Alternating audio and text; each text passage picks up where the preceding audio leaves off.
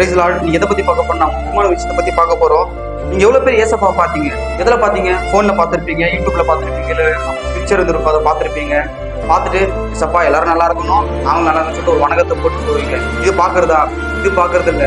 Bible படிச்சீங்களா? இதுதான் பாக்குறது. ஜெபிச்சீங்களா? இதான் பாக்குறது.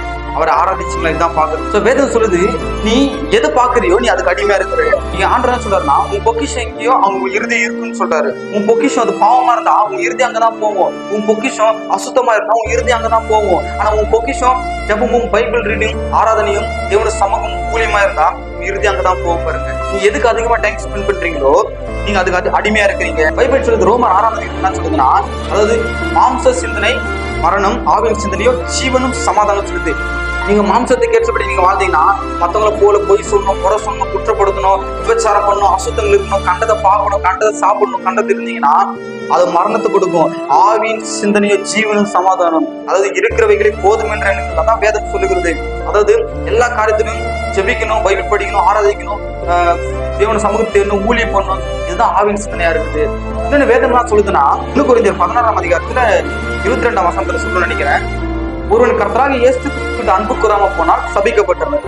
அதாவது இன்ஸ்டாகிராம்ல அசுத்தமானதை பாக்குறீங்க, டிவில கண்டதும் பாக்குறீங்க, அதாவது மோசமானது வீணான ஃப்ரெண்ட்ஸ் கிட்ட பேசுறீங்க, எல்லாருக்கும் டைம் ஸ்பெண்ட் பண்றீங்க. ஆனா யாருனாவது ஏசப்பா நேசிக்கிறீங்களா? இன்ஸ்டாகிராம் நேசிக்கிறீங்க, யூடியூப் நேசிக்கிறீங்க, டிவி நேசிக்கிறீங்க, கண்டதும் யாராவது ஆக்டர் உலக காரியங்கள் நேசிக்கிறீங்க, ஏசப்பா யாரும் நேசிக்கிறீங்களா? இதான் பைபிள் சொல்லுது. நீ அதாவது என்னென்னவோ பாக்குற, அதாவது ஒருவன் கர்த்தராக இயேசு கிறிஸ்துவிற்கு அன்பு கூறாம போனா, ஒருவன் ஜெபிக்காம போனா, ஒருவன் பைபிள் படிக்காம போனா, ஒருவன் ஆராதிக்காம போனா, ஒருவன் தேவன சமூகத்தை தேடாம போனா அவன் சபிக்கப்பட்டவன். வேதம் சொல்லுகிறது. இன்னைக்கு ஏசப்பாவோட நீங்க எதுக்கு இம்பார்ட்டன்ஸ் கொடுக்குறீங்க? உலக அசுத்தத்துக்கா, காம விகாரத்துக்கா, பாவத்துக்கா, மொபைல் போனுக்கா, இல்ல எதுக்கு நீங்க இம்பார்ட்டன்ட் கொடுக்குறீங்க? எதுக்கு இம்பார்ட்டன்ட் கொடுக்குறீங்களோ நீங்க அதுக்கு அடிமையா இருக்கிறீங்க. நீங்க அவன் சபிக்கப்பட்டவனா இருக்கீங்க. ஏசப்பா சொல்றாரு. ரோமர் 8 சொல்றாரு, மாம்சத்துக்கு உட்பட்டவர்கள் தேவனுக்கு பிரியமா இருக்க மாட்டார்கள். அதாவது ஒரு 3 மணி நேரம் நீ சினிமா தியேட்டர்ல போய் நீ உட்காந்து படத்தை பாக்குறீங்க, ஒரு 1.5 மணி நேரம் தேவன சமூகத்துல சர்ச்சில் உட்கார மாட்டேங்க. எவ்வளவு திமிரு உங்களுக்கு. ஃப்ரெண்டு 4 மணி நேரம் பேசலாம், அதை கேட்கறீங்க. தேவனோட ஊழியக்காரன் தேவனோட வார்த்தை சொல்லி நல்ல காரியங்கள் சொல்றான், அதை நீங்க கேட்க மாட்டீங்க. எவனா ஒருத்த கிடைச்சா போதும், ஒரு 3 மணி நேரம் மொக்க போறது, அதுலயே உங்க பெருமை பேச்சு வேற, நான் இப்படி நான் அப்படி நான் இப்படி செஞ்சேன்னு சொல்லிட்டு. அது இல்லாம மத்தவங்களை குறிச்சே குறை சொல்றது, மத்தவங்களை இவன் அப்படி இருக்கிறான், அவன் அப்படி இருக்கிறான், இவன் அங்க போயிட்டான், அங்க போயிட்டான்னு சொல்லிட்டு ஏசப்பா கிட்ட சொல்ல முடியுமா? ஒரு 5 நிமிஷம் நீங்க ஜெபம் பண்றீங்களா? அதை சொல்ல மாட்டீங்க. எவனா ஒருத்த கிடைச்சா போதும், அவங்க கூட்டு மொக்க போட்டு வீணான காரியம் என்ன பண்றீங்க? பேச ஆரம்பிக்கிறீங்க. பைபிள் சொல்லுது, 1 யோவான் 2 அதிகாரம் 15 வசனத்துல சொல்லுது, உலகத்தில் உள்ளவைகளிலும் அன்பு கூறாதீர்கள் சொல்லுது. அப்போ நம்ம எதை நேசிக்கிறோம்? நம்ம தேவனுக்குரியவை நேசிக்கிறோமா இல்ல உலக காரியம் நேசிக்கிறோமா? நீ தேவனுடைய பிள்ளையா இருந்தா நீ ஜெபிச்சிருப்பியே, நீ தேவனுடைய பிள்ளையா இருந்தா நீ பைபிள் படிச்சிருப்பியே, நீ தேவனுடைய பிள்ளையா இருந்தா இன்னத்துக்கு நீ எவ்வளவு பாடல்கள் பாடியிருப்பியே, நீ தேவனுடைய பிள்ளையா இருந்தா இன்னத்துக்கு சுவிசேஷம் அறிவிச்சிருப்ப, இயேசு பத்தி யாருன்னா சொல்லியிருப்ப, இன்னத்துக்கு நீ எப்படி ஸ்டாண்டர்டா இருந்திருப்ப. ஆனா இன்னும் அதே மாயமாகும், இன்னும் அதே விபச்சாரம், இன்னும் அதே வேசித்தனம், இன்னும் அதே பாவம், இன்னும் அதே காம விகாரம், இன்னும் மத்தவங்களை பத்தி குறை சொல்றது, இன்னும் மத்தவங்களை குறிச்சு நினைக்கிறது, இன்னும் மத்தவங்களோட நேசிக்கிறது. எப்படிப்பட்ட ஒரு உபச்சாரத்துல, எப்படிப்பட்ட ஒரு பாவத்தை நம்ம வாழ்ந்து கொண்டிருக்கிறோம் பாருங்க. இந்த ஆண்டவர் சொல்றாரு, உலகத்தை நேசிக்காத, இந்த உலகத்தை அழிக்க போறாரு, ஏசு சீக்கிரத்துல வர போறாரு, எல்லாரும் நியாயத்திருக்க போறாரு. இன்னைக்கு மொபைல் போன்ல கண்டது பாக்குறீங்க, அசுத்தமானதை பாக்குறீங்க, மாம்ச இச்சைகள். இதெல்லாம் பைபிள் சொல்லுது, மாம்சத்தின் இச்சைகள், கண்களின் இச்சைகள், ஜீவனத்தின் பெருமை, இதெல்லாம் உலகத்தில் உண்டானது. மாம்சத்தின் இச்சைனா என்ன? நம்ம கண்டது சாப்பிடுறது மாம்சத்தின் இச்சை. கண்களின் இச்சைனா என்ன? அசுத்தமானதை பாக்குறது. இன்னைக்கு ஒரு பெண் நிறுவனமா இருக்கிறா, அதை பார்க்கிறோம். இன்னைக்கு ஒரு ஆண் நிறுவனமா இருக்கிறான், அதை பார்க்கிறீங்க. பெண்கள், ஆண்களே உங்களுக்கு சொல்றேன், இன்னைக்கு ஒரு பெண் அறிவுரமா இருக்கிறா, அசுத்தமா இருக்கிறா, அதை பாக்குறீங்க. பெண்களே உங்களுக்கு சொல்றேன், இன்னைக்கு ஆண்கள் நிறுவனமா இருக்கிறான், ட்ரெஸ் இல்லாம இருக்கிறான், அறிவுரமா இருக்கான், அதை பாக்குறீங்க. இது கண்களின் இச்சை, அசுத்தமானதை பார்க்கிறது. உலக காரியங்கள், சீரியல், சினிமா, அது உலக பாட்டு, சினிமா பாட்டு, அப்படிப்பட்ட பாவமான காரியங்களை, காமெடி எல்லாமே பாக்குறீங்க. இதெல்லாம் அசுத்தமானது, இதெல்லாம் கண்களின் இச்சை. என்னோட ஜீவனத்தின் பெருமை, நான் தான் எல்லாமே, இது எல்லாம் தான் புரிஞ்சிச்சு, என்னை தவிர வேற யாருமே இல்லை, நான் அழகா இருக்கிறேன், நான் திறமையா இருக்கிறேன், அதாவது எனக்கு எல்லாமே தெரியும், என்கிட்ட பணம் இருக்குது, சம்பளம் இருக்குது. இதெல்லாம் ஜீவனத்தின் பெருமை. இது 3மே தேவனால் உண்டானது இல்லை, இது உலகத்தால் பிசாசினால் உண்டானது. நீங்க இந்த 3 கேரக்டர் உங்களுக்குள்ள இருந்துச்சுன்னா நீங்க பிசாசோட பிள்ளை என்று வேதம் சொல்லுகிறது, நான் சொல்லல. யோவான் 3 அதிகாரம் 7 வசனத்துல சொல்லுது, யோவான் பேப்டிசம் கொடுக்குறாரு.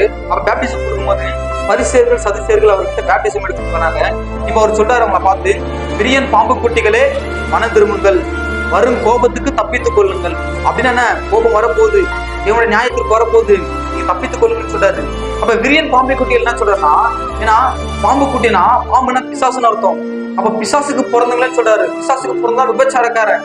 உங்களை பார்த்து நீங்க விபச்சாரத்துக்கு பிறந்தீங்கன்னு சொன்னா உங்களுக்கு எவ்வளவு கோவம் வரும்.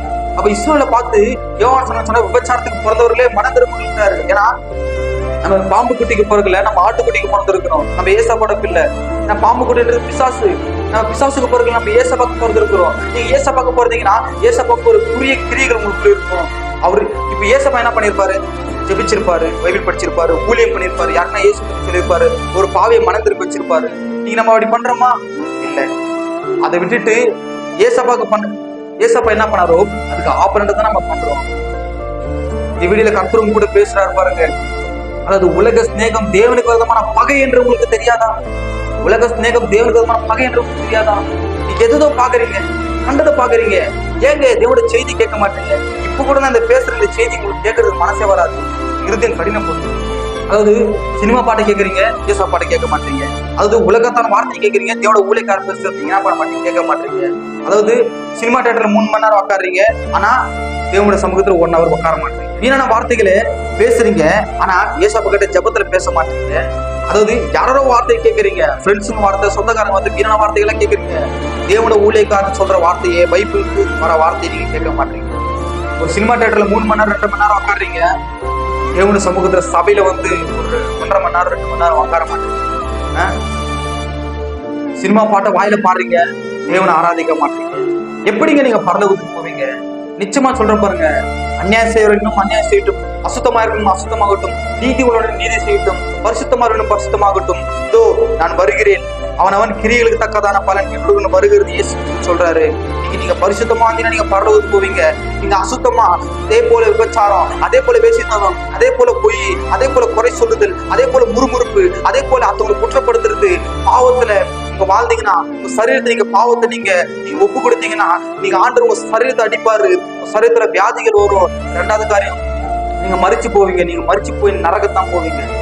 நீங்க பரிசுத்தமா ஜீவிக்கும் போது கர்த்தர் உங்க சரீரத்தை பாதுகாப்பாரு, சரீரத்தை சுத்திகரிப்பார். இந்த வீடியோ உங்களுக்கு பிரயோஜனமா இருந்தா நிச்சயம் மத்தவங்க ஷேர் பண்ணுங்க. கர்த்தர் உங்களை ஆஸ்வதிப்பார். கர்த்தர் யாரா ஒருத்தர் பேசியிருப்பார் நான் நம்புறேன். கர்த்தர் உங்களை ஆஸ்வதிப்பார்.